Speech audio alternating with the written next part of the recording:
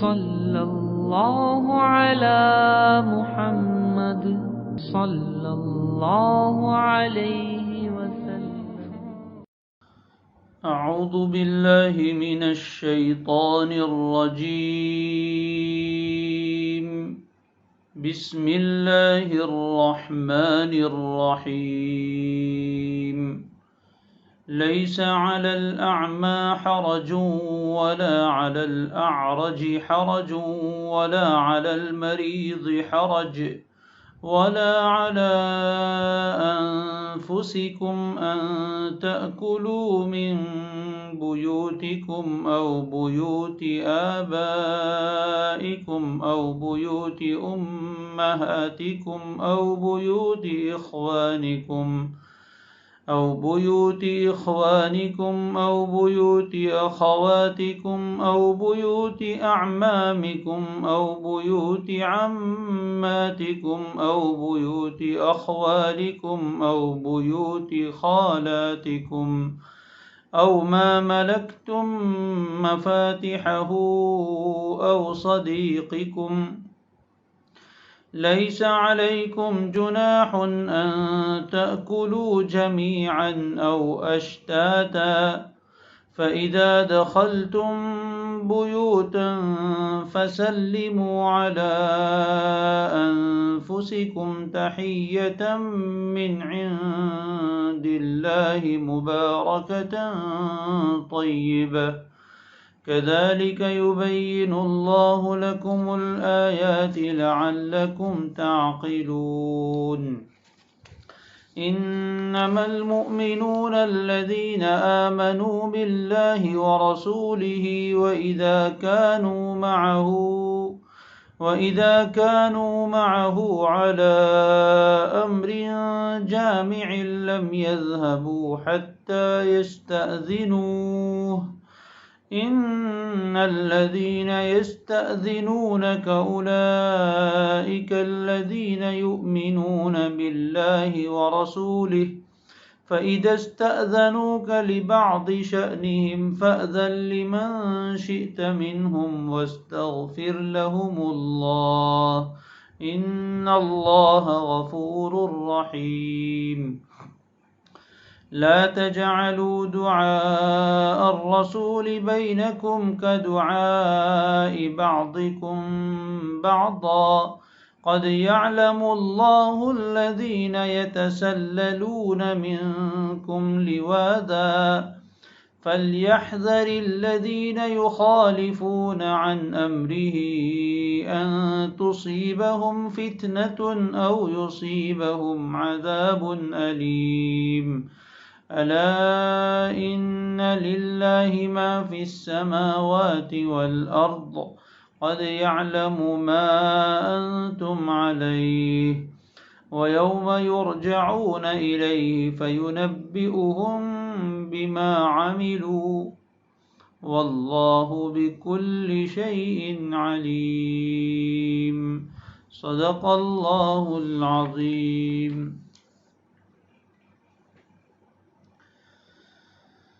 یہ سورہ نور کی آخری آیات ہیں جس میں اللہ تبارک و تعالی نے ہمیں اسلامی آداب سکھائے ہیں، اسلام کی معتدل تعلیمات ہمیں بیان فرمائی ہے. اس سے پہلے والی آیات میں پردے کے اور اجازت طلب کرنے کے احکام بیان ہوئے تھے. اس کو دیکھ کر اور ان احکام کو سن کر کسی آدمی کو یہ غلط فہمی ہو سکتی تھی کہ اسلام معاشرتی روابط اور سماجک تعلقات سے گویا سب کو روکنا چاہتا ہے کہ کوئی کسی سے تعلق ہی نہ رکھے، کوئی کسی کے گھر ہی نہ جائے، اور اس میں گویا کہ بہت زیادہ سختی معلوم ہو رہی تھی. اس آیت مبارکہ نے واضح کر دیا کہ شریعت کا مقصد یہ نہیں ہے کہ لوگوں کے درمیان معاشرتی روابط، سماجک تعلقات اور سوشل کنیکٹنگ نہ رہے. شریعت یہ نہیں چاہتی ہے، بلکہ شریعت کا منشا یہ ہے کہ آپس میں ایک دوسرے سے تعلقات بھی رہیں، ایک دوسرے کے گھر آنا جانا، ملنا جلنا، کھانا پینا، یہ ساری چیزوں میں شریعت نے چھوٹ چھاٹ دی ہے اور اس میں اجازت دی گئی ہے۔ لیکن شریعت نے اصلاح کی، قرآن مجید کے اور شریعت کے آنے سے پہلے خاص طور پر عرب کے معاشرے میں یہ سلسلہ بہت زیادہ بڑھ چکا تھا اور اس میں کوئی حد اور کوئی قید نہیں تھی۔ کوئی بھی آدمی کسی کے بھی گھر میں بلا اجازت داخل ہو جاتا اور اس کے گھر میں کھانے پینے میں بھی کوئی زیادہ احتیاط نہ برتی جاتی اور دوسرے مہمانوں کو لے کر بھی چلے جاتے، جس کی وجہ سے تنگی محسوس ہوتی تھی، لوگوں کا حرج تھا۔ تو شریعت نے یہ تعلیم دی کہ اجازت لے کر جائے اور اس میں کچھ قید لگائی کہ کہاں کہاں جا سکتے ہیں، کہاں نہیں جا سکتے، اور قرآن کی دوسری آیتیں بھی اس سلسلے میں وارد ہوئی ہے۔ پہلی جو آیت ہے وہ کافی طویل اور لمبی آیت ہے۔ اس آیت مبارکہ کی تفسیر میں علماء نے کئی باتیں ذکر کی ہے اور وہ سبھی باتیں مقصود بھی ہے، اس لیے اس کی تفسیر کے پہلے کچھ باتیں ہمیں معلوم ہونی چاہیے۔ پہلی بات تو یہ ہے کہ آیت کریمہ طویل ہے، اس کی تفسیر میں مفسرین نے 2 باتیں بیان فرمائی ہے۔ پہلی بات یہ کہی ہے کہ شروع کا جو حصہ ہے لیس علی الاعمى حرج ولا علی الاعرج حرج ولا علی المریض حرج، یہاں تک کا حصہ الگ ہے اور اس کے بعد سے ایک الگ حکم بیان کیا جا رہا ہے۔ اعمى کہتے ہیں نابینا اور اندھے آدمی کو، اعرج کہتے ہیں پیر سے معذور اور لنگڑے آدمی کو، اور مریض کے معنی بیمار آدمی جس کو کوئی خاص بیماری لاحق ہو جاتی ہے۔ یہ گویا تینوں معذور کے نام ہے، ایک اندھا ہے، ایک لنگڑا ہے اور ایک کسی اور بیماری میں مبتلا آدمی ہے۔ سماج میں اس طرح کے لوگ بھی ہوا کرتے ہیں جن کو معذورین کہتے ہیں۔ ایسے معذوروں کے بارے میں سب سے پہلے اللہ تبارک و تعالی نے تخفیف کا اور آسانی کا حکم بیان فرمایا۔ مطلب یہ ہے کہ نابینا آدمی پر، اندھے آدمی پر کوئی حرج اور گناہ نہیں ہے، اور اسی طرح لنگڑے آدمی پر بھی کوئی حرج اور گناہ نہیں ہے، اور بیمار آدمی پر بھی کوئی حرج اور گناہ نہیں ہے۔ کس چیز کے بارے میں گناہ نہیں ہے؟ مطلب یہ تو ہرگز نہیں ہے کہ اندھا آدمی جو بھی کچھ کرے گا اس کو گناہ نہیں ہوگا، ایسا تو مطلب مراد نہیں ہے۔ مراد یہ ہے کہ نابینا آدمی کے لیے ایسے احکام پر عمل کرنے میں کوئی گناہ نہیں جس میں آنکھ کی ضرورت پڑتی ہے۔ معذور ہونے کی وجہ سے وہ بہت سے ایسے کام نہیں کر سکتا جو دیکھنے والے کرتے ہیں، تو کوئی بات نہیں، چونکہ وہ اللہ تعالیٰ کی طرف سے اس کی ایک آزمائش ہے اور اس کے پاس بینائی نہیں ہے، وہ نابینا ہے، لہذا ایسے احکام پر اگر وہ عمل نہ کر سکے جس میں آنکھ کی ضرورت پڑتی ہے تو اس پر کوئی حرج اور گناہ نہیں ہے۔ مثال کے طور پر وہ جہاد میں نہ جا سکے، تو جہاد میں ضرورت پڑتی ہے دیکھنے کی، وہ چونکہ وہاں مقابلہ کرنا ہے، لڑنا ہے دشمنوں سے، تو جس آدمی کو نظر نہیں آتا وہ کیسے لڑے گا؟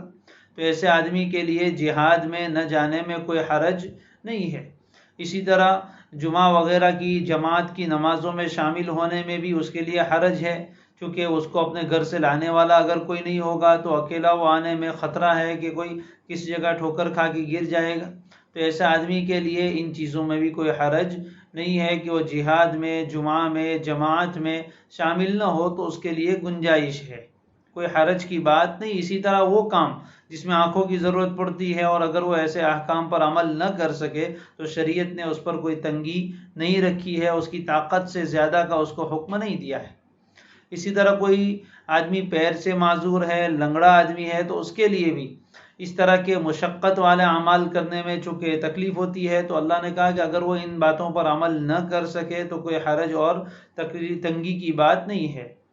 اور اسی طرح کوئی آدمی بیمار ہے اور بیماری کی وجہ سے بہت سے وہ کام نہیں کر سکتا جو صحت مند لوگ کرتے ہیں، تو اس صورت میں بیمار آدمی کے لیے بھی شریعت میں کچھ گنجائشیں رکھی گئی ہے، مخصوص بیماریوں میں شریعت نے کچھ گنجائشیں رکھی ہے، تو اس پر عمل کرنے میں کوئی حرج اور تنگی کی بات نہیں ہے۔ یہاں تک ایک مضمون پورا ہو گیا۔ اس کے بعد آگے دوسری بات ہے، اور دوسرے مفسرین فرماتے ہیں کہ نہیں، اس کا تعلق بھی آگے والی پوری آیت کے ساتھ ہے کہ نہ نابینا آدمی پر کوئی حرج و تنگی ہے، اور نہ لنگڑے پر، اور نہ بیمار پر، اور نہ خود تمہارے اوپر کوئی حرج ہے۔ کس چیز میں؟ ان تأکلوا من بیوتکم، یہ اصل مسئلہ ہے حرج کی نفی اور حرج کا انکار کیا گیا کس میں؟ کھانے کے سلسلے میں۔ نہ اندھے پر کوئی حرج ہے، اور نہ لنگڑے پر، اور نہ بیمار آدمی پر کوئی حرج ہے، اور نہ خود تمہارے اوپر اس بارے میں کہ تم کھاؤ اپنے گھروں میں سے، یا فلاں فلاں آگے کچھ رشتہ داروں کے نام گنائے ہیں، ان کے گھروں میں سے تم بلا اجازت بھی کھا لو تو اس میں کوئی حرج کی بات نہیں ہے۔ ان آیت کو سمجھنے سے پہلے اس زمانے کا ایک ماحول بھی سمجھنا چاہیے، تب جا کر انشاءاللہ یہ آیت کریمہ سمجھ میں آئے گی۔ بات یہ ہے کہ کچھ اس طرح کے معذور لوگ ہوا کرتے تھے اور ابھی بھی ہوتے ہیں، وہ خود اپنی ساری ضرورتوں کا انتظام نہیں کر سکتے، تو ایسے لوگ اپنے کچھ رشتہ داروں پر ڈیپینڈنٹ ہوتے ہیں، اور انہی کے اوپر ان کا سارا اعتماد ہوتا ہے، اور انہی کے گھر میں ان کا کھانا پینا رہنا وغیرہ ہوا کرتا ہے۔ تو اوپر والی آیات سے یہ معلوم ہوا کہ گویا اب ان لوگوں کے لیے بھی اپنے رشتہ داروں کے گھروں میں جانے کی ایسی کھلی چھوٹ اور اجازت نہیں ہوگی، تو اس کی نفی کی گئی کہ ایسی بات نہیں ہے۔ دوسری بات یہ تھی کہ جب آیت کریمہ نازل ہوئی، یا ایھا الذین آمنوا لا تأکلوا اموالکم بینکم بالباطل، اے ایمان والو تم آپس میں ایک دوسرے کا مال ناحق طریقے پر نہ کھاؤ، بلکہ ایک دوسرے کی رضامندی سے، اور جہاں حق بنتا ہو وہیں کھاؤ۔ ایک آیت یہ نازل ہوئی، اور شریعت کی کچھ دوسری تعلیمات ایسی آئی جس سے یہ معلوم ہوا کہ شریعت کا منشا اور چاہت یہ ہے کہ کسی دوسرے آدمی کو ذرہ برابر بھی تکلیف ہماری طرف سے نہ ہو، اور دوسرے کی رضامندی کے بغیر ہم اس کی کوئی چیز استعمال نہ کریں۔ اس طرح کی تعلیمات جب قرآن مجید میں اور سنت نبویہ میں نازل ہوئی تو مسلمانوں کے دلوں کا حال یہ ہوا کہ ایک طرف جو صحت مند لوگ تھے، مالدار لوگ تھے، انہیں اس چیز میں حرج محسوس ہونے لگا کہ اپنے ساتھ اس طرح کے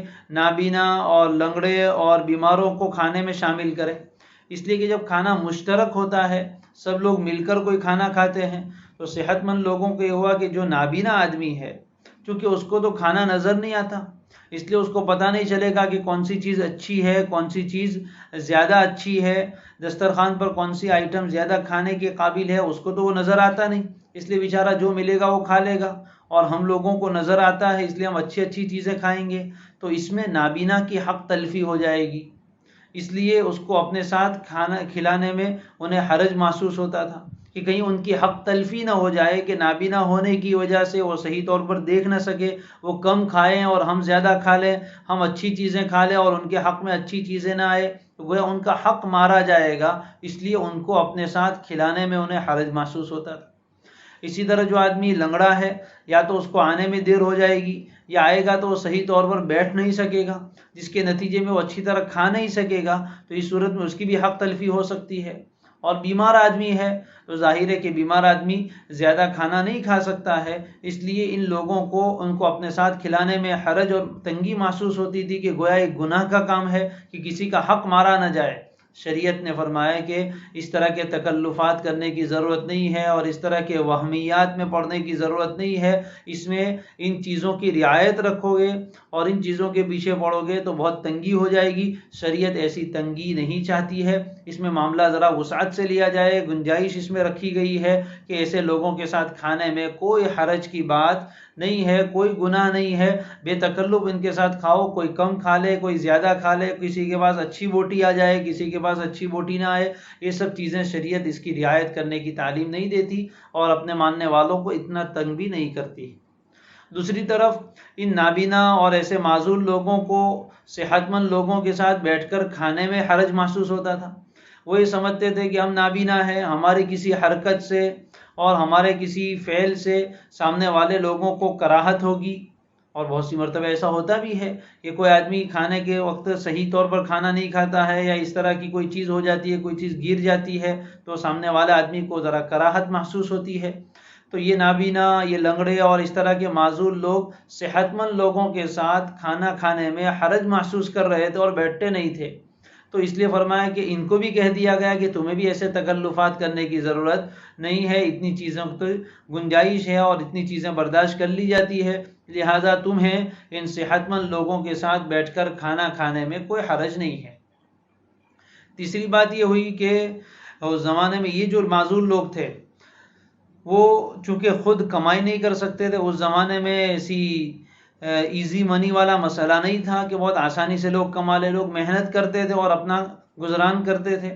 اب ایسے معذور لوگ محنت والے کام، مزدوری والے کام زیادہ نہیں کر سکتے تھے، اس لیے وہ دوسرے کے اوپر موقوف ہوتے تھے کھانے پینے کے بارے میں، چنانچہ وہ کسی کے یہاں بھی چلے جاتے سماج میں اور اس سے کھانا طلب کر لیتے۔ اب یہ ان میں سے کوئی آدمی، یعنی یہ نابینا ہے، لنگڑا ہے، بیمار آدمی ہے، وہ کسی کے پاس گیا اور اس کے پاس کھانا طلب کیا، تو بہت سی مرتبہ ایسا ہوتا کہ جس کے پاس وہ گئے کھانا لینے کے لیے ان کے پاس بھی کھانا نہیں تھا، تو وہ بے تکلفی میں اپنے کسی رشتہ دار کے گھر اس کو لے کر چلے جاتے اور وہاں لے جا کر خود بھی کھا لیتے اور ان کو بھی کھلا دیتے۔ تو اس میں بھی ان لوگوں کو حرج محسوس ہونے لگا کہ گویا ہو سکتا ہے کہ ہمارا اس طرح لوگوں کے گھر پہنچ کر کھانا یہ ان کے لیے ناگواری کا باعث ہو، اس لیے وہ اس کو بھی پسند کرتے نہیں تھے۔ شریعت نے اجازت دی کہ یہ کوئی بڑا مسئلہ نہیں ہے، جہاں کسی کی دلی رضامندی محسوس ہو وہاں جا کر کھانے میں کوئی حرج کی بات نہیں ہے، شریعت نے آسانیاں کر دی۔ بہرحال سب معنی مراد ہے، اور اس سے ایک بات یہ بھی معلوم ہوتی ہے کہ شریعت نے مسلمانوں کے دلوں میں تقویٰ کیسا پیدا کر دیا اور ایک دوسرے کی راحت کا خیال کیسا پیدا کر دیا، لوگوں کو اپنی طرف سے کوئی تکلیف نہ ہو جائے اس کا خیال کس قدر گہرائی کے ساتھ پیدا کر دیا کہ پھر اللہ تعالیٰ کو کہنا پڑا کہ اتنا زیادہ بھی تکلف کرنے کی ضرورت نہیں ہے اور اس طرح کی واہمی باتوں میں پڑنے کی ضرورت نہیں ہے، ذرا چھوٹ چھاٹ رکھو، لوگوں سے میل جول رکھو، ایک دوسرے کے یہاں آنا جانا رکھو، بس جو آداب بیان کیے جا رہے ہیں ان کا خیال رکھو۔ وہ آداب یہ بیان کیے گئے ہیں کہ کسی کے گھر میں بغیر اجازت کے سیدھے ہی مت گھس جاؤ، اچانک ہی کسی کے گھر میں نہ آ دھمکو، بلکہ سلام کرو، اجازت لو اور پھر گھر میں آؤ۔ اور پھر گھر میں داخل ایک مرتبہ ہو گئے تو اب گھر کا آدمی مثال کے طور پر نہیں ہے اور وہ آپ کا قریبی آدمی ہے، مثال کے طور پر آپ کے ابا کا گھر ہے یا آپ کی امی کا گھر ہے یا آپ کے بھائی بہن کا گھر ہے، آپ کے چچا ماموں خالہ کا گھر ہے، پھوپھیوں کا گھر ہے، جو قریبی رشتہ دار کہے جاتے ہیں، جن کے یہاں ایک دوسرے کے یہاں سے کوئی چیز بغیر اجازت کے بھی کھا لے تو ان کو کوئی ناگواری نہیں ہوتی بلکہ خوشی ہوتی ہے۔ تو ایسے گھروں میں اگر تم گئے اور گھر کا آدمی نہیں ہے تو اس کی اجازت کے بغیر بھی وہاں کی کوئی چیز لے کر کھا لو تو کوئی حرج کی بات نہیں ہے، اس میں کوئی گناہ نہیں ہے۔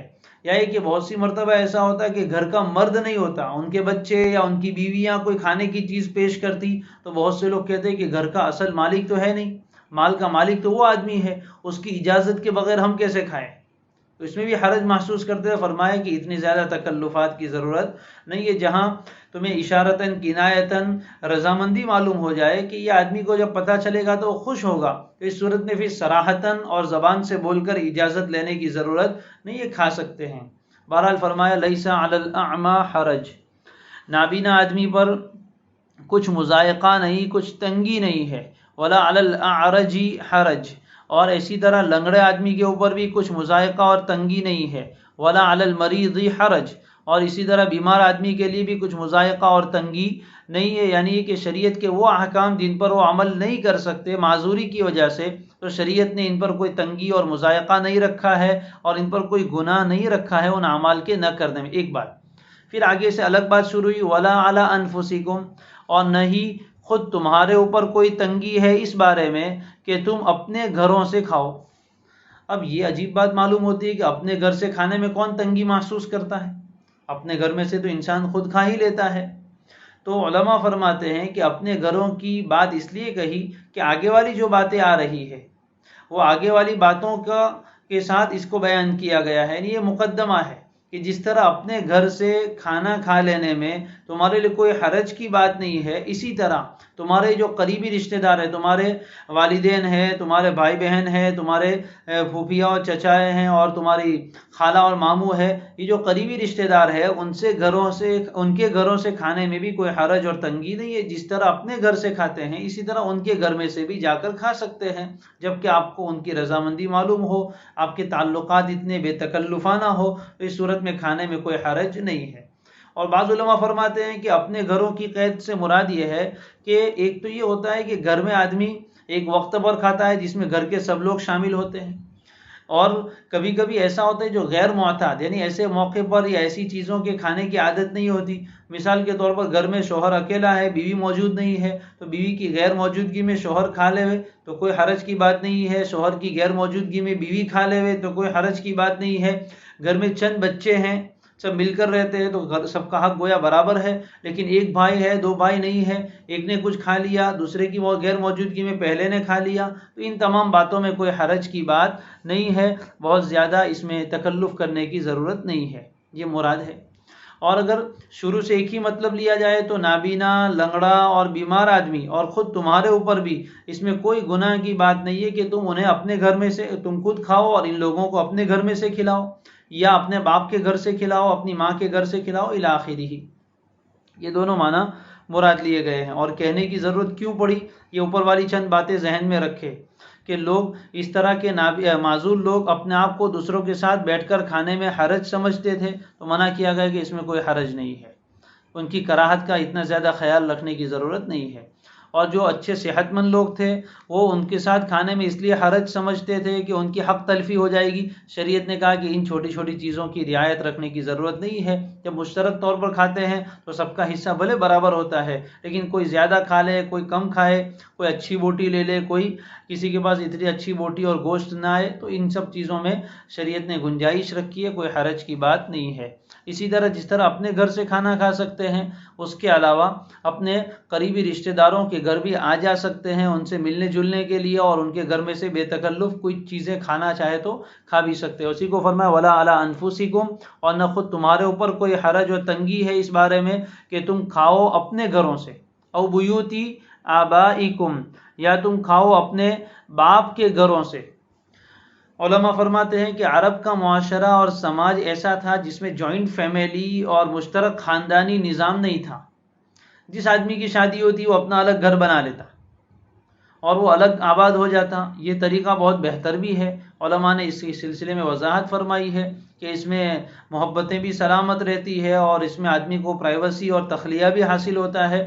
تو عرب کا معاشرہ مشترک خاندانی نظام کا اور جوائنٹ فیملی کا نہیں تھا، بلکہ جس بیٹے کی شادی ہوتی وہ اپنا الگ گھر لے کر الگ ہو جاتا، دوسرے کی شادی ہوئی تو وہ الگ ہو جاتا، ماں باپ کے گھر الگ تھے، اولاد کے گھر الگ تھے وغیرہ. اور فرمایا او بیوتی آبائکم، اب بیٹا الگ رہ رہا ہے، باپ الگ رہ رہا ہے، تو باپ کے گھر آنا جانا تو رہتا ہی تھا. وہاں کوئی تنگی اور حرج نہیں ہے کہ وہاں جا کے بھی ابا سے اجازت لی جائے کہ ابا آپ کے گھر میں کھانا رکھا ہے تو کیا میں کھاؤں. ایسا پوچھنے سے بسا اوقات باپ کو تکلیف ہوتی کہ کیا اپنا نہیں سمجھتا ہے، بیٹے تمہارا گھر ہے، جو چاہے کھاؤ. تو ایسے قریبی جو رشتہ دار ہے، ایسے کلوز تعلقات ہے، وہاں یہ سب اجازت کا تکلف کرنے کی ضرورت نہیں ہے، وہ اجازت ہی سمجھی جاتی ہے. لہذا جو چیزیں کھانے پینے کی معمولی پڑی ہوتی ہے ان چیزوں کو لے کر کھا لینے میں کوئی حرج نہیں. ہاں کوئی قیمتی چیز ہے جس کے بارے میں عرف ایسا ہی ہے کہ لوگ اجازت کے بغیر نہیں لیتے تو اس کا حکم ایسا ہی ہے. اسی طرح ان رشتہ داروں میں سے کوئی ایسا ہے کہ جس میں بخیلی کا مادہ بہت زیادہ ہے، یا جس کے ساتھ ایسے بے تکلفانہ تعلقات نہیں ہے، اور یہ محسوس ہوتا ہے کسی طرح کہ اس کے یہاں سے کوئی چیز کھا لیں گے تو اس کو حرج ہوگا اور اس کو ناگواری ہوگی، تو ایسی صورت میں پھر کھانا جائز نہیں ہے. لیکن اپنے تعلقات کے اعتبار سے ہمیں معلوم ہے کہ ان کے گھر میں سے اگر کوئی چیز اس طرح کھا لیں گے تو کوئی ان کو حرج اور تنگی نہیں ہوگی، ناگواری نہیں ہوگی، بلکہ وہ خوش ہوں گے. چنانچہ یا اپنے باپ کے گھروں میں سے تم کچھ چیز کھا لو تو کوئی حرج نہیں ہے. یہاں بیٹے کا تذکرہ نہیں ہے، اولاد کا اور بیٹوں کا تذکرہ نہیں کہ ان کے گھروں سے کھانے میں کوئی حرج ہے، یہ مطلب نہیں ہے. اولاد کا تذکرہ اس لیے نہیں کیا کہ وہ تو بدرجہ اولاد سمجھ میں آتا ہے، اس لیے کہ حدیث شریف میں دوسری جگہ تعلیم ہے انت ومالک لابیک. ایک بیٹے سے آپ نے فرمایا کہ تو بھی اور تیرا جو مال ہے وہ بھی سب تیرے باپ کے لیے ہے، یعنی تیرے باپ کے لیے گویا سب میں تصرف کرنا جائز ہے. تو جس طرح بیٹے اپنے باپ کے گھر جا کر کچھ بھی کھا سکتے ہیں، اسی طرح باپ اگر اپنے بیٹے کے گھر آیا ہے اور اس کے گھر میں کوئی چیز رکھی ہے تو اس کو استعمال کرنا چاہے تو وہ بھی بے تکلف کر سکتا ہے، اپنے بیٹے سے اجازت لینے کی کوئی ضرورت نہیں ہے. جب شریف بیٹے کو پتہ چلتا ہے کہ ابا نے ہمارے گھر آ کر اس طرح کھا لیا تو اس کو خوشی ہوگی. اور ان قریبی رشتوں میں اور قریبی تعلقات میں اگر یہ سب اجازت کا تکلف ہوتا رہے تو آدمی کو حرج اور ناگواری ہوتی ہے کہ یہ کیا چیز ہوئی. او بیوتی امہاتکم، قرآن بہت تفصیل سے نام لے رہا ہے، او بیوتی امہاتکم، یا تمہاری ماؤں کے گھر سے. ماں کا گھر بھی الگ ہوتا تھا. بہت سی مرتبہ ایسا ہوتا تھا کہ یعنی ایک آدمی کی کئی بیویاں ہوتی تھی، تو اس میں ہر بیوی کا گھر الگ ہے تو ماں کا گھر الگ بھی ہو سکتا ہے. تو اس لیے ماں کے گھر کی بھی الگ سے قید لگائی کہ امی کے گھر گئے ہیں اور ان کے گھر میں کوئی کھانے پینے کی چیز ہے تو آپ نے اٹھا کر کھا لی، کوئی حرج کی بات نہیں ہے. او بیوتی اخوانکم، یا اپنے بھائیوں کے گھروں سے، جبکہ بھائی کے ساتھ ایسے تعلقات ہیں تو ایک بھائی دوسرے بھائی کے گھر گیا تو بھائی بھائی میں بہت قریبی تعلق ہوتا ہے، ان کے گھر میں جا کر فریز کھولا اور اندر سے کوئی چیز نکال کر کھا لی، یا وہاں کوئی چیز کھانے کی رکھی تھی وہ کھا لی، یا بے تکلف مانگ لیا کہ بھائی لاؤ کھانا کھلاؤ، تو اس صورت میں کوئی حرج کی بات نہیں ہے اور نہ یہ شرافت کے خلاف ہے نہ اخلاقی تقاضے کے خلاف ہے. اس طرح کے بے تکلفیاں خاندان میں رہنی چاہیے آپس میں، تاکہ لوگوں کو ذرا کمفرٹیبل محسوس ہو اور لوگ بے تکلفانہ زندگی بسر کریں. او بیوتی اخواتکم، یا تم اپنی بہنوں کے گھروں میں سے جا کر کھاؤ، یعنی اپنی بہن کے گھر پہنچے اور وہاں جا کر تم نے کچھ کھا لیا تو اس میں بھی کوئی حرج کی بات نہیں ہے. بہنیں اپنے بھائیوں کو کھلایا ہی کرتی ہے اور ان کے گھر میں جا کر بے تکلف کھا لینے میں کوئی حرج نہیں ہے. بغیر اجازت کی بھی کوئی کھانے پینے کی چیز رکھی ہے، گھر کا کوئی آدمی نہیں ہے، آپ نے اٹھا کر کھا لیا تو کوئی حرج کی بات نہیں ہے. اس سے وہ ایک جو بری رسم ہمارے یہاں خاص علاقوں میں چلتی ہے، ملک ہندوستان میں، ہندوؤں کی دیکھا دیکھی. ہندوؤں میں بہت سے لوگ ایسے ہیں جو اپنی بیٹی کے گھر، یعنی بیٹی کی جب شادی ہو گئی تو اس کے سسرال میں جا کر پانی پینے کو بھی جائز نہیں سمجھتے، اور اسی طرح اس کے گھر کے یعنی اس کے بھائی وغیرہ بہن کے گھر جاتے تو وہاں جا کر نہیں کھاتے. اس کی کوئی اصل شریعت میں نہیں ہے، لیکن انہی کی دیکھا دیکھی بہت سی ہمارے یہاں بھی یہ رسمیں آ گئی ہے. لوگ اپنی بیٹی کے گھر نہیں جاتے ہیں، اس کے گھر جا کر کھانا نہیں کھاتے ہیں، اس کے گھر جا کر کبھی رہتے نہیں ہیں، اور گویا یوں سمجھتے ہیں کہ یہ چیزیں جائز نہیں ہے. شریعت میں اس کی کوئی اصل نہیں ہے. بیٹی اگرچہ سسرال میں، ہاں اس کے شوہر کی اجازت آپ کو معلوم ہونی چاہیے کہ تمہارے جانے پر وہ خوش ہوگا. اگر شوہر منع کر دے اپنے رشتہ داروں کو آنے سے تو وہ ایک الگ مسئلہ ہے، باقی عام حالات میں کوئی منع کرتا نہیں ہے. لیکن دیکھنے میں یہ آتا ہے کہ بہت سے بیچارے غیر مسلم آتے ہیں اپنی بیٹی کے یہاں کسی موقع سے تو پانی اس کے پڑوس میں کسی اجنبی کے یہاں پینے جاتے ہیں. ہم نے خود بچپن میں اپنے محلوں میں دیکھا ہے کہ کچھ ہمارے غیر مسلم بھائی رہتے تھے، ان کے گھر ان کے والد آتے تو وہ ان کے گھر میں کھاتے نہیں تھے، ہمارے گھر میں آ کے پانی پیتے تھے، کھاتے تھے. تو یہ ایک چیز عجیب ہے.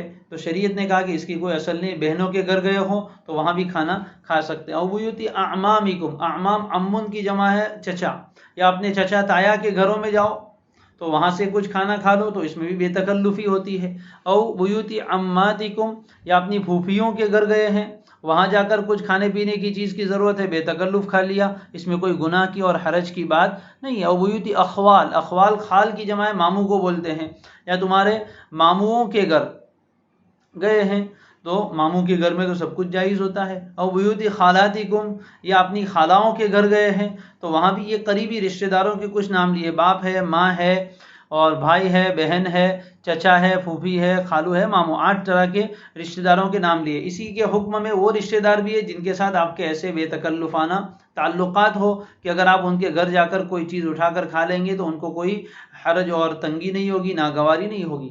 آگے کچھ اور چیزیں بیان فرمائی. او ما ملکتم مفاتیحہ، یا ایسے لوگوں کے گھروں میں سے جن کی چابیوں کے تم مالک ہو، یا ایسے لوگوں کے گھروں سے تم کھاؤ جن کی چابیوں کے تم مالک ہو. اس کا کیا مطلب؟ وہ تمہارے رشتہ دار تو نہیں ہے لیکن تمہارے ساتھ ان کے ایسے تعلقات ہیں کہ وہ انہوں نے تمہیں اپنے گھر کا وکیل بنا دیا ہے.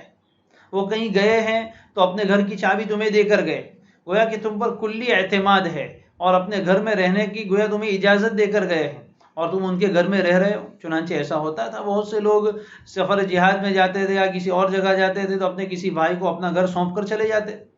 تو اسی طرح کسی نے آپ کو اپنا پورا گھر سونپ دیا ہے کہ آپ رہو اس میں آرام سے، اس کو اپنا گھر سمجھ کے استعمال کرو، تو اس گھر میں لائٹ پنکھے چلانا آپ کے لیے جائز ہے. وہاں گھر میں کوئی رکھی ہوئی چیز ہے وہ کہہ کر گئے ہیں کنایتاً یا صراحتاً تو آپ کے لیے ان گھروں میں سے بھی کھانے میں کوئی حرج نہیں ہے، اس لیے کہ ان گھروں کا آپ کو گویا متولی بنا دیا گیا ہے، آپ کو اس کا وکیل بنا دیا گیا، آپ پر اعتماد کیا ہے. تو ایسی صورت میں ان کے گھروں سے کھانے میں بھی کوئی حرج نہیں ہے.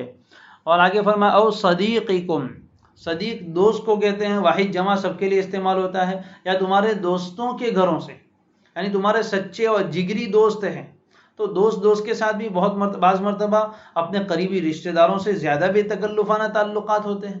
تو ایسا کوئی تمہارا سچا دوست ہے کہ اس کے گھر تم گئے اور وہ نہیں ہے، اس کے گھر میں پڑی ہوئی کوئی چیز اٹھا کے کھا لی، اس کا فریج کھول کے کوئی چیز نکال لی، تو کوئی حرج کی بات نہیں ہے. شیخ سعدی فرماتے ہیں کہ دوستوں کے گھر میں جھاڑو مارو.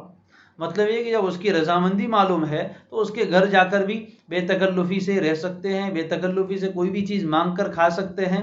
تو یہ شریعت یہ چاہتی ہے کہ ایسے تعلقات فری رہے اور ذرا بے تکلفانہ تعلقات رہے، اور ان رشتہ داروں کے یہاں آنا جانا رہے، ملنا جلنا رہے، اور اس سلسلے میں کوئی حرج اور تنگی نہیں ہے. شریعت یہ نہیں چاہتی ہے کہ آپ کسی کے گھر جائے نہیں، کسی کے گھر کھائے ہی نہیں، اور جب وہ اجازت دے کر دعوت دے کر باقاعدہ بلائیں گے تبھی جائیں گے ورنہ ہم نہیں جا سکتے. اس طرح کی بات نہیں، بغیر دعوت کے بھی جا سکتے ہیں. مان نہ مان تیرا مہمان یوں کہہ کر کسی کے گھر میں داخل ہو سکتے اپنے ان قریبی رشتہ داروں میں سے، جبکہ ایسے بے تکلفی کے تعلقات ہو. کتنا بہترین خاندانی نظام شریعت ہمیں بتا رہا ہے.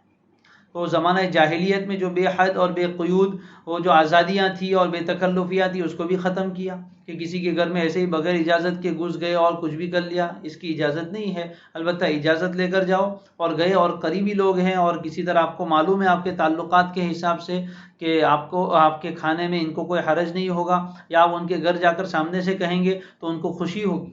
بعض مرتبہ ایسا ہوتا ہے کہ اگر آپ کسی کے یہاں جا کے گئے کہ آج تو ہم آپ کے یہاں کھائیں گے تو ان قریبی رشتہ داروں کو بہت خوشی ہوتی ہے. ایسے تعلقات کو اس طرح نبھایا جا سکتا ہے. قرآن اس کی تعلیم دیتا ہے، یہ آسانی کی تعلیم ہے، آداب کی تعلیم ہے. شریعت نے حرج کو دفع کیا ہے اور تنگیوں کو دور کیا ہے، وسعت رکھی ہے.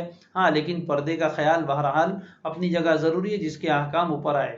اس کے بعد ایک اور چیز کی طرف اشارہ کیا، لیس علیکم جناح ان تأکلوا جمیعا او اشتاتا، اور تمہارے اوپر اس میں بھی کوئی گناہ نہیں ہے کہ تم سب مل کر کھاؤ یا الگ الگ کھاؤ.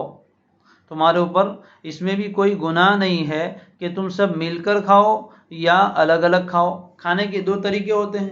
ایک طریقہ تو یہ ہوتا ہے کہ الگ الگ پلیٹ میں نکال کر ہر آدمی اپنا کھاتا ہے اپنے حصے کا، ایک طریقہ یہ ہے. اور دوسرا طریقہ یہ ہے کہ ایک بڑی سی پلیٹ میں کھانا نکال لیا اور چند لوگ شریک ہو گئے، 2 4 6 8 جیسا وہ خانچہ ہوتا ہے اس اعتبار سے لوگ شریک ہو جاتے ہیں. تو دونوں طریقے کھانے کے جائز ہیں. اس میں یہ تکلف کرنے کی ضرورت نہیں کہ سب مل کر اگر 4 آدمی بیٹھ گئے اور پلیٹ میں 3 ہی بوٹی آئی تو ہر آدمی کو ایک ایک ملے گی، ایک آدمی محروم ہو جائے گا، کوئی زیادہ کھا لے گا کوئی کم کھا لے گا. ان سب چیزوں کا تکلف کرنے کی ضرورت نہیں. یہ بھی جائز ہے کہ تم سب مل کر ایک پلیٹ میں کھاؤ، یہ بھی جائز ہے کہ تم سب الگ الگ اپنی اپنی پلیٹ میں لے کر کھاؤ. دونوں صورتیں جائز ہے. اسی طرح بعض لوگوں کا حال عرب میں یہ تھا کہ جب تک کوئی مہمان نہ آئے وہاں تک وہ کھانا نہیں کھاتے تھے. اگر کوئی مہمان کھانے والا ساتھ میں نہ ملے تو وہ فاقہ کر لیتے تھے. شریعت نے کہا اتنا بھی تکلف کرنے کی ضرورت نہیں ہے کہ اکیلے کھانا ہی نہ کھاؤ. اگر کوئی ساتھ کھانے والا مل گیا اس کے ساتھ بیٹھ کر کھا لو تب بھی کوئی حرج نہیں ہے. کوئی کھانے والا نہ ملے اکیلے کھا لو تب بھی کوئی حرج کی بات نہیں ہے. گھر میں آپ کو جلدی بھوک لگی، ابھی گھر والے سب جمع نہیں ہوئے، آپ نے پہلے ہی نکال کر کھا لیا، اس میں بھی کوئی حرج نہیں ہے. سب ساتھ میں مل کر ایک دسترخوان پر بیٹھ کر کھاؤ، اس میں بھی کوئی حرج نہیں ہے. ان چیزوں میں وسعت رکھی گئی ہے، گنجائش رکھی گئی ہے. تو شریعت کی تعلیمات آسان ہے. اگر ایک ہی طرح کا حکم دیا جاتا تو لوگوں کے لیے حرج اور تنگی ہو جاتی. شریعت نے آسانی کی کہ اس طرح کی کوئی بات نہیں ہے، دونوں طریقے سے کھا سکتے ہیں. مل کر بھی کھا سکتے ہیں اور الگ الگ بھی کھا سکتے ہیں. ایک پلیٹ میں بھی کھا سکتے ہیں، الگ الگ سب کی پلیٹیں ہوں اس میں بھی کھا سکتے ہیں. اور یہ سب اگرچہ زیادہ پسندیدہ شریعت نے یہ بتایا کہ سب لوگ مل کر کھائیں، یہ زیادہ پسندیدہ ہے. لیکن دوسرے حالات میں یا کسی کی ناگواری کی وجہ سے اگر کوئی آدمی اپنی الگ پلیٹ میں کھانا چاہے تو اس کی بھی شریعت میں گنجائش ہے. تو تمہارے اوپر اس میں بھی کوئی گناہ نہیں ہے کہ تم سب کے سب مل کر کھاؤ ایک وقت میں یا ایک پلیٹ میں، یا الگ الگ سب کھاؤ، اس میں بھی کوئی حرج نہیں ہے.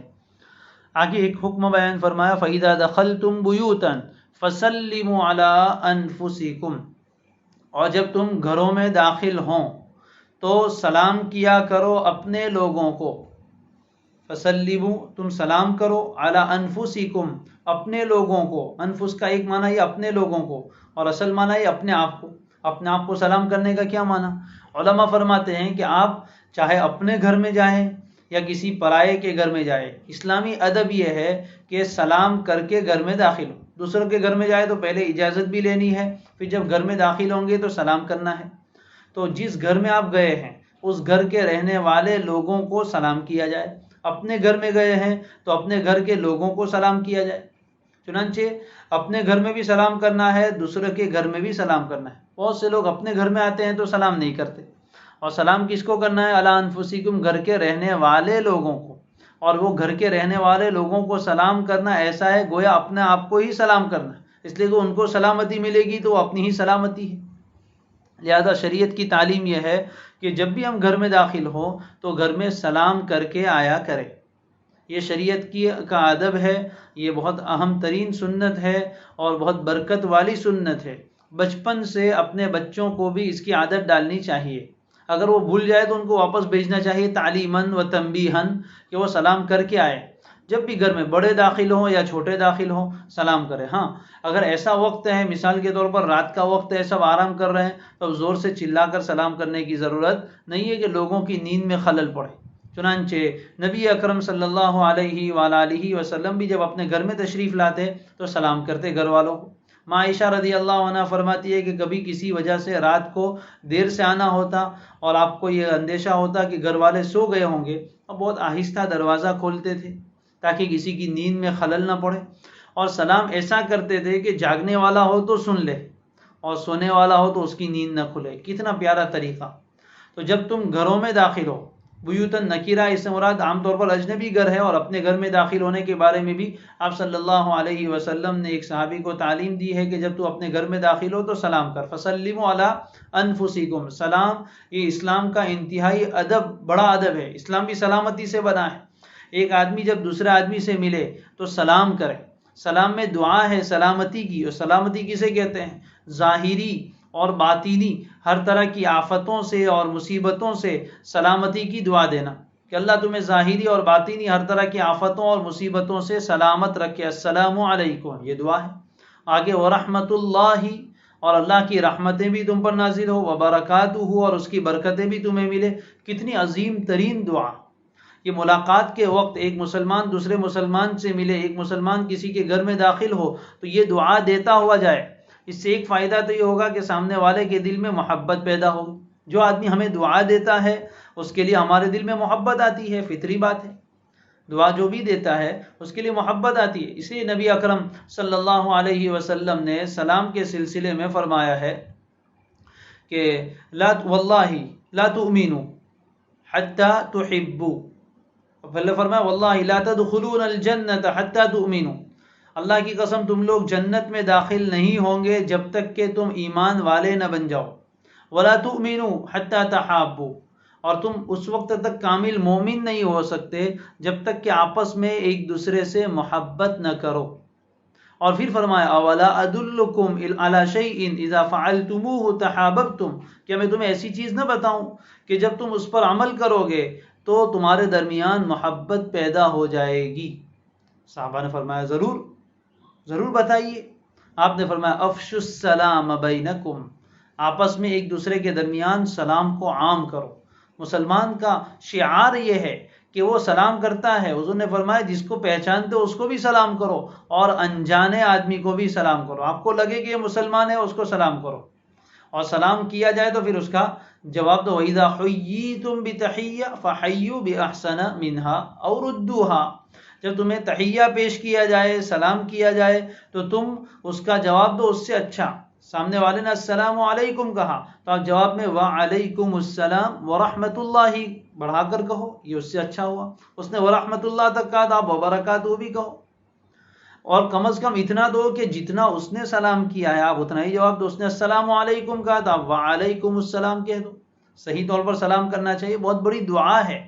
جب اس معنی کو سمجھ کر انسان سلام کرتا ہے تو سلام کرنے والے کے دل میں بھی جس کو سلام کر رہا ہے اس کے لیے محبت آتی ہے. آدمی دعا کس کو دیتا ہے؟ دشمن کو یا دوست کو؟ جس سے محبت ہوتی ہے اس کو یا نفرت ہوتی ہے اس کو؟ جب سلام کرتے وقت ہم یہ ذہن میں رکھیں گے کہ میں اپنے بھائی کو سلام کر کے دعا دے رہا ہوں تو سلام کرنے والے کے دل میں اس کی محبت آئے گی, اور جس کو سلام کیا جا رہا ہے وہ بھی یہ سمجھے کہ میرے بھائی نے مجھے دعا دی ہے تو اس کے دل میں بھی اس کی محبت آئے گی. سماج میں محبت پنپے گی, سماج میں محبت عام ہوگی ایک دوسرے کے ساتھ. آج کل حال یہ کہ ہم سلام کا معنی سمجھتے نہیں ہیں، بس رسمی طور پر سلام کرتے ہیں، اوپر سے سلام کر کے دعا دے رہے اور اندر دل میں کینہ بھرا ہوا ہے. تو یہ نہیں، شریعت یہ چاہتی ہے کہ سلام کرے. اسی طرح دوسری بات یہ ہے کہ جب آپ نے کسی کو سلامتی کی دعا دی تو آپ کی طرف سے بے خوف ہو گیا کہ جو خود ہمیں سلامتی کی دعا دے رہا ہے وہ تو ہمیں کوئی تکلیف نہیں پہنچائے گا. چنانچہ آپ جب گھر میں آئے تو گھر والوں کو بھی سلامتی کی دعا دے، اپنے گھر میں بھی اور دوسروں کے گھر میں بھی. اس سے جس گھر میں آپ داخل ہوئے ہیں ان لوگوں کو خوف ختم ہو جائے گا کہ آنے والا کوئی نقصان پہنچانے کے لیے نہیں آیا، ماردھار کرنے کے لیے، چوری ڈاکہ ڈالنے کے لیے نہیں آیا ہے، دعا دیتے ہوئے آیا ہے، محبت والا کوئی آدمی ہے. اور اپنے گھر میں آئے تو گھر والوں کو بھی سلامتی کی دعا دے. یہ سب سے زیادہ مستحق ہے آپ کی دعا کے. حدیث میں ہے کہ اپنے گھر کے لوگ، اپنے بیوی بچے سلامتی کی دعا کے سب سے زیادہ مستحق ہیں. بہت سی مرتبہ اب ایسا ہوتا ہے کہ گھر بڑے ہوتے ہیں، آپ نے گھر میں داخل ہوتے وقت تو سلام کیا، لیکن گھر کی خواتین مستورات تو پیچھے کچن میں تھی یا کسی اور کمرے میں تھے، تو آپ نے آگے کے کمرے میں سلام کیا، وہ تو کسی نے نہیں سنا. جب آپ اندر جائے اور گھر والوں سے ملاقات ہو تو پھر ان کو سلام کر. یہ کیا ہے؟ فرمایا تحیۃ من عند اللہ. یہ ملاقات کے وقت کی دعا ہے جو اللہ کی طرف سے دی گئی. یہ ملاقات کے وقت کی دعا ہے جو اللہ کی طرف سے دی گئی ہے. یہ دینے والا اللہ کا تحفہ ہے. روایتوں میں ہے کہ حضرت آدم علیہ السلام کو جب اللہ تبارک و تعالی نے پیدا کر کے ان میں روح پھونکی تو سب سے پہلا کام جو اللہ نے ان سے فرمایا وہ کہا، اے آدم جاؤ فلاں جگہ، اذهب الى اولئک النفر. کچھ صحابہ، کچھ ملائکہ اور فرشتے بیٹھے ہوئے تھے حلقہ لگا کر. حضرت آدم کو وہاں بھیجا کہ وہاں جاؤ اور ان کو سلام کرو. سلام بھی اللہ نے سکھایا، سب سے پہلی تعلیم سلام کرو اور سنو کہ وہ کیا جواب دیتے ہیں. جو جواب وہ دیں گے، وہ جو سلام آپ کریں گے، یہ آپ کی اولاد کا تحیہ ہے اور ملاقات کے وقت کی دعا ہے. کتنا تو سب سے پہلے تعلیم سلام کی دی. اور علماء نے اسے ایک اور باریک فائدہ نکالا ہے کہ سب سے پہلے علم حاصل کرنے کے لیے سفر کروایا. حضرت آدم کو کہا کہ جاؤ وہاں، وہ کسی دور جگہ بیٹھے ہوئے تھے، وہاں تک جانے کی تعلیم دی. یہ سفر ہے اور وہاں جا کر کیا کرنا ہے، وہ سیکھنا ہے کہ سلام کا جواب کس طرح دیا جاتا ہے، اور انہیں سلام کرنے کا حکم دیا. معلوم ہے علم کے حصول کے لیے سب سے پہلے سفر کروایا گیا. بہرحال تو سلام کو عام کرنے کی ضرورت ہے، اس کا معنی سمجھنے کی ضرورت ہے. کتنی پیاری اسلام کی تعلیم ہے، اور اس کا حسن ہمیں سمجھنا چاہیے کہ کتنی پیاری تعلیم ہے. لوگ آپس میں ملتے ہیں، کوئی ہائی ہیلو کرتا ہے اور کوئی پتہ نہیں کیسے کیسے الفاظ بولتا ہے جس کا کوئی معنی نہیں. اور اسلام نے اتنا بہترین تحیہ سکھایا، لیکن بہت سے مسلمان ایسے ہیں جنہیں سلام کرنے میں حجاب اور شرم محسوس ہوتی ہے. بازار میں ملے تو سلام نہیں کرتے، سلام کرے تو جواب نہیں دیتے، گویا انہیں اس پر حرج ہوتا ہے، انہیں ایسا تنگی محسوس ہوتی ہے. کیوں تنگی محسوس ہو؟ اتنا پیارا لفظ، اتنا پیارا جملہ اللہ نے سکھایا، یہ تحیہ ہے، اس کو عام کرنا چاہیے. بہرحال فرمایا جب تم اپنے گھروں میں داخل ہو تو اپنے آپ کو یا اپنے لوگوں کو سلام کرو. اور علماء نے اس سے ایک بات یہ بھی نکالی ہے کہ اگر آپ کسی ایسے گھر میں جائیں جہاں کوئی آدمی نہیں ہے، بند گھر ہے، مثال کے طور پر آپ کا گھر ہے، تالا لگا کر آپ گئے تھے اور آپ ہی خود گھر میں داخل ہو رہے، تو گھر میں تو کوئی ہے نہیں، تو اس کو کیوں کہا جائے السلام علینا وعلی عباد اللہ الصالحین. جو تحیات میں ہم پڑھتے ہیں السلام علینا وعلی عباد اللہ الصالحین، ہمارے اوپر بھی سلامتی ہو اور اللہ کے نیک تمام بندوں پر. اس میں جنات بھی داخل ہو جائیں گے اور اللہ کے دوسرے بندے بھی داخل ہو جائیں گے. تو اس طرح سلام کرنا چاہیے. اور گھر میں کچھ افراد ہو تو السلام علیکم ورحمۃ اللہ وبرکاتہ کہنا چاہیے. آگے اللہ نے عجیب بات بیان فرمائی، پس جب تم گھروں میں داخل ہو تو سلام کیا کرو اپنے لوگوں کو. یہ اللہ کی طرف سے ملاقات کے وقت کی دعا ہے جو بڑی بابرکت ہے، مبارکتن، جو بڑی بابرکت ہے، گھر کی نعمتوں میں برکت کا ذریعہ ہے، کثرت کا بھی ذریعہ ہے. یہ برکتی جملہ ہے. ہم سب چاہتے ہیں برکت ہو، برکت ہو، دعائیں برکت کرتے رہتے ہیں. برکت کی دعا تو خود اللہ نے سکھائی ہے کہ جب بھی گھر میں آؤ تو سلام کرو. گھر کے ایک ایک فرد کو تعلیم دو. جب یہ سلام کرو گے تو گھر میں برکت ہوگی، گھر میں سکون ہوگا، گھر میں اطمینان ہوگا، اس لیے کہ سلامتی آئے گی. رحمت و برکت خود اس میں برکات ہوگی، دعائی ہے، تو اللہ تعالیٰ برکتیں اتاریں گے. نیت کر کے سلام کیا کرو کہ ہم دعا دے رہے ہیں. تو یہ فرمایا کہ یہ بڑا بابرکت تحیہ ہے. طیبتاً، بہت عمدہ چیز ہے. اس سے گھر کی زندگی میں آپ کو عمدگی حاصل ہوگی، حیات طیبہ ملے گی. آدمی باہر سے گھر میں آئے اور سلام کرتا ہوا، دعا دیتا ہوا، مسکراتا ہوا ہے، اور گھر کے جو لوگ ہیں وہ مسکراہٹ کے ساتھ سلام کا جواب دے، اندازہ لگائیے کہ اس گھر میں کتنی خوشی ہوگی، رنجشیں ختم ہو جائے گی۔ ایک مرد اگر باہر سے اپنے کام کاج سے گھر میں آتا ہے اور آ کر مسکراتے ہوئے چہرے کے ساتھ سلامتی کی دعا اپنے گھر والوں کو دیتا ہے تو گھر کی خواتین کے پورے دن کی تھکان اتر جاتی، اور گھر کی خواتین اگر مسکراتے ہوئے سلام کا جواب دے دیں تو شوہر کی باہر کی تھکان دور ہو جاتی ہے، گھر کی زندگی کتنی خوشیوں بھری ہو جاتی ہے۔ اللہ فرماتے آتے ہوئے سلام کرو، ادھر ادھر کے جملے پکارتے ہوئے غصہ کرتے ہوئے گھر میں نہ ہو۔ بہت سے لوگ گھر میں داخل ہوتے ہی فوراً ذرا سی کوئی چیز ادھر ادھر دیکھی کہ غصہ شروع، جھگڑا شروع، تو یہ گھر کی زندگی کو تباہ و برباد کر دے گا۔ ارے آ رہے ہیں تو سلام کرتے ہوئے آؤ، گھر کے لوگوں کے دل میں محبت پیدا کرو، اپنے دل میں ان کی محبت پیدا کرو، خوشی خوشی آؤ، مسکراتے ہوئے آؤ، یہ سب کام کرنے کے ہیں۔ کتنے بہترین آداب قرآن ہمیں سکھا رہا ہے۔ تو فرمایا جب تم گھروں میں داخل ہو تو اپنے آپ کو سلام کیا کرو، یہ اللہ کی طرف سے ملاقات کی ایک دعا ہے جو بڑی بابرکت ہے، بہت عمدہ ہے۔ آگے اللہ واپس فرما دے، کل 2 مرتبہ آیا تھا، یہ تیسری مرتبہ، کذالک یبین اللہ لکم الآیات لعلکم تعقلون، اسی طرح اللہ تمہارے سامنے آیتوں کو واضح طور پر بیان فرما رہا ہے۔ اسی طرح یعنی جس طرح کتنی تفصیلات کی، گھر کے ایک ایک فرد کے نام لیا، باپ کا نام الگ، ماں کا نام الگ، اور بھائی کا، بہن کا، پھوپھی کا، چچا کا، ماموں کا، خالہ کا، یہ سب نام لیے، اور دوست کا نام لیا گیا جن کے گھروں کی چابیاں تمہارے ہاتھ میں، ان کا نام لیا، کھانے کے ایک ایک چھوٹے چھوٹے طریقے سکھائے، اور یہ ساری چیزیں اللہ تعالیٰ تفصیل سے بیان کرتا ہے اور خوب کھول کھول کر وضاحت کے ساتھ بیان کر رہا ہے۔ کذالک، اسی طرح جس طرح ہم نے بیان کی، اسی طرح اللہ تمہارے سامنے آیتوں کو واضح کرتا ہے، وضاحت کے ساتھ بیان کرتا ہے۔ کیوں؟ لعلکم تعقلون، تاکہ تم سمجھ لو، تاکہ تم عقل سے کام لو اور ان چیزوں کو سمجھ کر اس پر عمل کرو، غلط فہمی کا شکار نہ ہو جاؤ، سماجی روابط کو کہیں ختم نہ کر بیٹھو۔ سماجی تعلقات تو باقی رکھنے ہیں، اور کس طرح رکھنے ہیں وہ بھی سمجھا دیا۔ یہ آیتیں اللہ نے اسی لیے اتاری ہے تاکہ تم عقل سے کام لو، ان کو سمجھو اور ان کے مطابق عمل کرو۔ کتنا پیارا حکم اللہ تعالیٰ نے اس آیت مبارکہ میں دیا ہے۔ اللہ تعالیٰ ہم سب کو اس آیت کے احکام پر عمل کرنے کی توفیق عطا فرمائے۔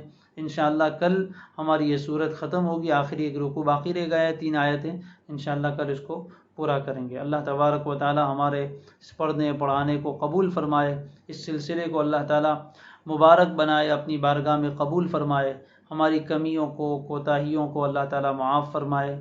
خود بھی ان قرآن کی آیات اور احکام کو سنیں، دوسروں تک بھی اس کو پہنچانے کی کوشش کریں، پابندی کے ساتھ سنیں، احتساب کے ساتھ اور ثواب کی امید کے ساتھ ہم سنائیں اور سنیں کہ یہ اللہ کا کلام ہے۔ اس بات کو نہ بھولے کہ قرآن مجید کی ایک آیت کو سیکھ لینا اور سمجھ لینا دنیا اور دنیا میں جو کچھ ہے اس سب سے بڑھ کر ہے۔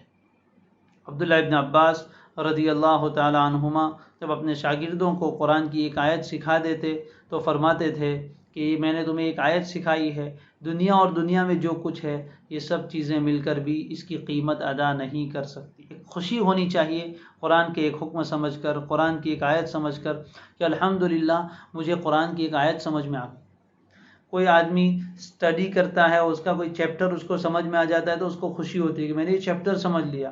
اللہ کے کلام کی کوئی آیت سمجھے اور دل میں خوشی نہ ہو، یہ کیسی بات؟ ایک محبت ہونی چاہیے، خوشی ہونی چاہیے کہ الحمدللہ، اللہ کا شکر بھی ادا کریں کہ اللہ کی اتنی عظیم الشان کلام کی ایک آیت میں نے سمجھ لی۔ دنیا کے بے شمار انسان ایسے ہیں جو سورہ فاتحہ کا مطلب نہیں سمجھتے، جنہیں قرآن کے احکام سیکھنے کا کبھی خیال بھی پیدا نہیں ہوتا، جو ایسی گائیڈنس بک ہے اور دنیا کی سب سے اچھی، سب سے سچی اور سب سے عظیم، سب سے پاکیزہ، سب سے نورانی، سب سے برکتی کتاب ہے، اس کتاب کو سننے کی، پڑھنے کی اور سمجھنے کی ہمیں توفیق ہو رہی ہے۔ جتنا شکر ادا ہوگا اللہ تعالیٰ اس نعمت کو اتنا ہی بڑھائیں گے۔ خود بھی اس کو اور سمجھنے کی کوشش کرے، ساری باتیں درس میں نہیں آ سکتی ہے، تفسیریں بہت ساری ہے، اللہ تعالیٰ کے نیک بندوں نے یہ کام کیا ہے۔ اللہ کی توفیق سے ان کتابوں کو پڑھیے، تفسیر کو سمجھنے کی کوشش کیجیے، آگے دوسروں کو ان باتوں کو پہنچائیے دوسروں تک۔ انشاءاللہ اللہ تعالیٰ ہمارا شمار اہل قرآن میں فرمائیں گے، جو قرآن کے ساتھ تعلق رکھنے والے ہیں، جو اللہ کے خاص بندے ہیں۔ وآخر دعوانا ان الحمد للہ رب العالمین. سبحان اللہ وبحمدہ سبحانک اللہم وبحمدک نشہد ان لا الہ الا انت ونستغفرک ونتوب الیک.